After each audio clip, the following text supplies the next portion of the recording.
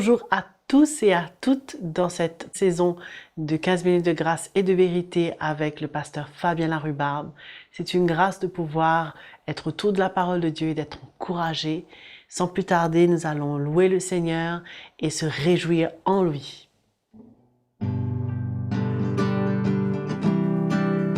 Mon cœur se réjouit dans ta bonté, dans ta présence.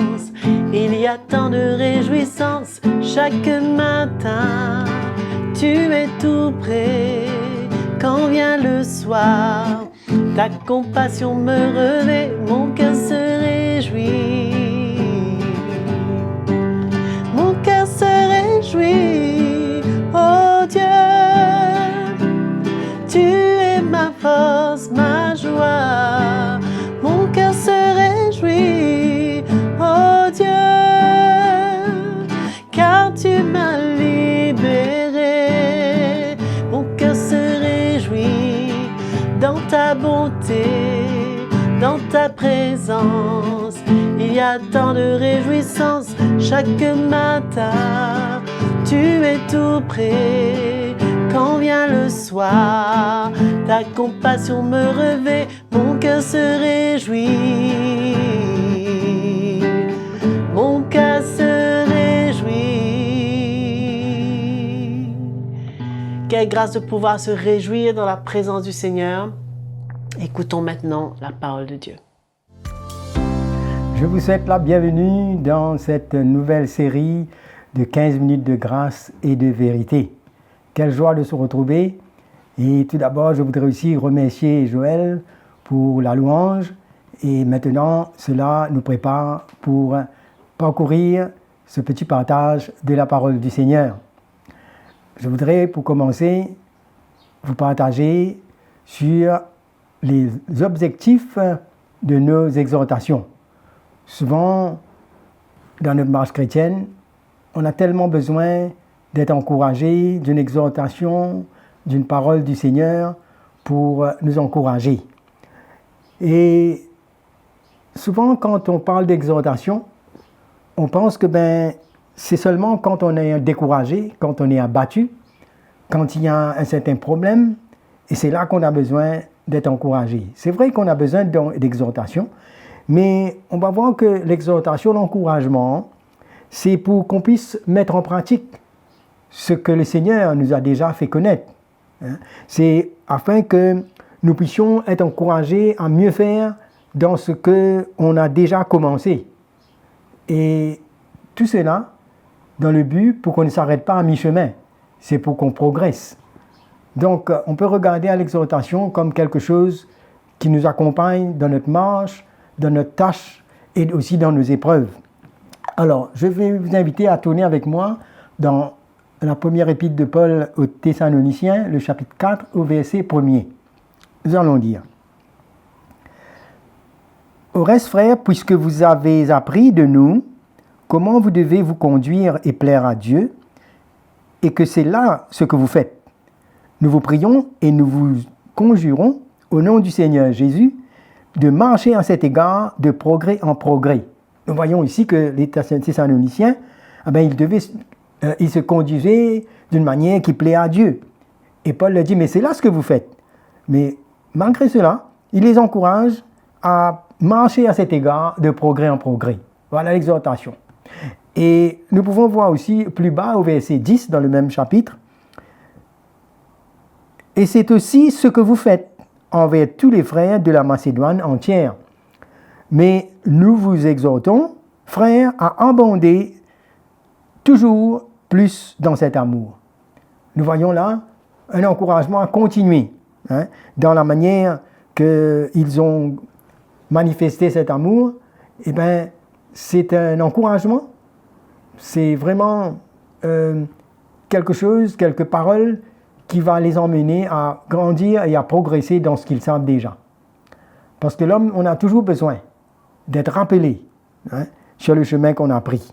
Et nous voyons comment l'auteur de l'Épître aux Hébreux va encourager l'Église de ne pas abandonner leur assemblée, si on peut juste voir Hébreux 10, le verset 25, « N'abandonnons pas notre assemblée comme c'est la coutume de quelques-uns, mais exhortons-nous réciproquement, et cela d'autant plus que vous voyez s'approcher le jour. » Et plus tard, dans le chapitre 12, il va le dire aussi, vous avez oublié l'exhortation qui vous est adressée comme à les fils, et il a dit de ne pas mépriser le châtiment du Seigneur et ne perdre pas courage lorsqu'il te reprend. Donc là aussi, on a besoin d'exhortation quand Dieu nous reprend, quand nous avons bien fait, dans toutes les facettes de notre vie, dans toutes les étapes, on a besoin de l'exhortation et de l'encouragement. Donc, pour être encouragé sur les mêmes choses, ne veut pas dire qu'on a fait mal. Ne veut pas dire, là, on connaît. Et parce que des choses qu'on connaît, mais on va voir que l'exhortation vient pour nous rappeler. Et le fait qu'on connaît ces choses déjà, donc ça ne veut pas dire qu'on n'a pas besoin d'être encouragé. Et souvent, notre orgueil, vous savez, des fois, les chrétiens, si on n'est pas tout le temps au top, et des fois, on peut arriver à laisser l'orgueil venir, et là, se demander, mais pourquoi on m'a dit cela? Pourquoi on m'exhorte? Et est-ce qu'on croit que j'ignore cela? Ou bien, est-ce qu'on n'a pas confiance? Est-ce qu'on ignore ma bonne volonté? Des fois, on veut bien faire, mais on répète cela, et souvent, on est impatient. Pourquoi on a besoin de me redire les mêmes choses? On va bien, je suis un bébé, et des fois, on peut m'être offensé. Mais il faut savoir que l'exhortation vient à tous les domaines, tous les niveaux de notre vie. Et donc, on a besoin qu'on nous répète, pourquoi? Parce que on ne peut pas faire confiance à la chair. Des fois, on peut oublier. Des fois, on peut même s'égarer. Et des fois, on peut même, en étant sincère, se tromper. Et c'est pourquoi on a vu comment Pierre, quand Jésus a averti Pierre, tout le temps Pierre était sincère. Il avait une bonne intention, il voulait marcher avec Jésus et tout. Quand le Seigneur l'a averti, c'est comme si, non Seigneur, les autres vont te trahir, pas moi. Avec moi, tu perds ton temps, en fait, dis ça aux autres. Mais alors, comment? Il faut comprendre que Dieu voit plus loin que nous. Et l'exhortation, comme il nous dit, exhortez-vous les uns les autres. C'est quotidien, à chaque étape de notre vie, on a toujours besoin d'être rappelés, mes frères et sœurs. Donc, on voit, il ne faut pas se fatiguer d'entendre les mêmes choses. Parce que si Dieu répète les mêmes choses, c'est parce qu'on en a besoin. Alors, le Proverbe 12, le verset 15 nous dit ceci. La voix de l'insensé est droite à ses yeux, mais celui qui écoute les conseils est sage. Alors, nous devons être ouverts à l'écoute quand Dieu veut nous parler. Comment dans le Proverbe, il nous parle de ne pas haïr les conseils, de ne pas dédaigner les réprimandes. Mais au contraire, il y a toujours quelque chose que Dieu veut nous donner. Alors là, on voit comment Paul a exhorté même l'église de Corinthe concernant les offrandes, concernant la collecte. Il les exhorte sur un sujet qu'ils n'ignorent pas, sur ce qu'ils savaient déjà. 1 Corinthiens 16, le verset 1er. Pour ce qui concerne la collecte en faveur des saints, agissez vous aussi, comme je l'ai ordonné aux églises de la Galatie, que chacun de vous, le premier jour de la semaine, mette à part chez lui ce qu'il pourra, selon sa prospérité, afin qu'on n'attende pas mon arrivée pour recueillir les dons. Donc, ils étaient là, et ils avaient à cœur de participer, mais Paul les exhorte.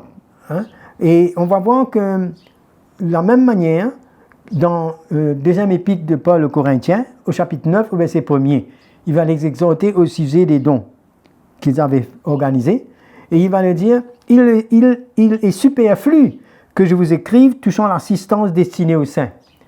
Donc il dit comme si ce n'est pas nécessaire, mais quand même, il l'exhorte. Et il a dit, mais je connais en effet, le verset 2, je connais en effet votre bonne volonté, dont je me glorifie pour vous auprès des Macédoniens, en déclarant que l'Achaïe est prête depuis l'année dernière, et ce zèle de votre part a stimulé le plus grand nombre. Donc, ils connaissaient leur zèle, ils connaissaient leur bonne volonté, mais cependant, il avait besoin toujours de les rappeler.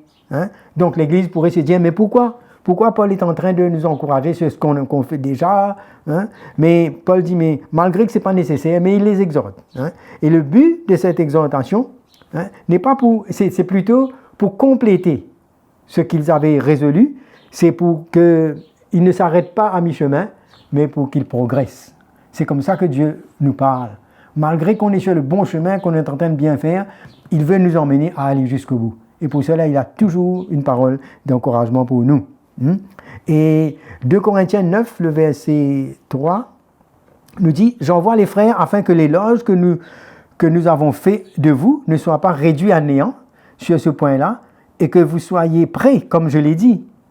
Je ne voudrais pas, si les Macédoniens m'accompagnent et ne vous trouvent pas prêts, que cette assurance tourne à notre confusion pour ne pas dire la vôtre. » C'est-à-dire, Paul ne voudrait pas qu'ils arrêtent à mi-chemin, comme il avait fini de faire l'éloge à leur sujet, mais il voudrait maintenant que ce qu'ils ont décidé, ça puisse aboutir. Alors là, il a organisé pour que le frère se rende chez eux et s'occupe de cette libéralité qu'ils avaient déjà promis. Alors, on voit que dans n'importe quel domaine de notre vie, on a besoin de cet encouragement, de cette exhortation pour bien faire, soit pour nous avertir, pour nous encourager, mais cela va nous emmener à compléter, à aller jusqu'au bout dans ce que le Seigneur a pour notre vie. Et on voit le rôle du Saint-Esprit. Quand le Seigneur nous envoie le Saint-Esprit, il nous dit que le Saint-Esprit, mais il va nous rappeler ce que Jésus a dit. Jean 14, verset 26, « Mais le Consolateur, l'Esprit Saint que le Père enverra en mon nom, vous enseignera toutes choses et vous rappellera tout ce que je vous ai dit. » Voyez-vous, il va enseigner, il va rappeler. On a besoin, quand quelque chose on ignore, on a besoin d'être enseigné. Mais quand quelque chose qu'on connaît, on a besoin d'être rappelé, d'être exhorté, d'être encouragé pour pouvoir mettre en pratique ce que nous avons reçu du Seigneur. On va terminer donc dans Hébreux le chapitre 13 où il nous dit de supporter. Le verset 22 nous dit « Je vous prie, frères, de supporter ces paroles d'exhortation quand je vous ai écrit brièvement. » Alors, avant cela, il a dit mais que le Dieu de paix, qui a ramené d'entre les morts le Seigneur Jésus, qui va les rendre capables pour toute bonne œuvre, pour accomplissement de sa volonté, afin qu'on puisse faire ce qui est agréable pour la gloire du Seigneur. Voilà. Donc, on a besoin d'être ouvert à cette parole d'exhortation, d'encouragement que le Seigneur a pour nous.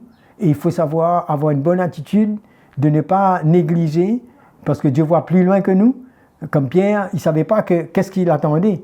À un moment donné, dans sa faiblesse, il a eu peur et il a trahi Jésus, mais Jésus avait fini d'avertir. Mais lui, il ne voulait pas entendre cela. Il se confiait sur sa capacité.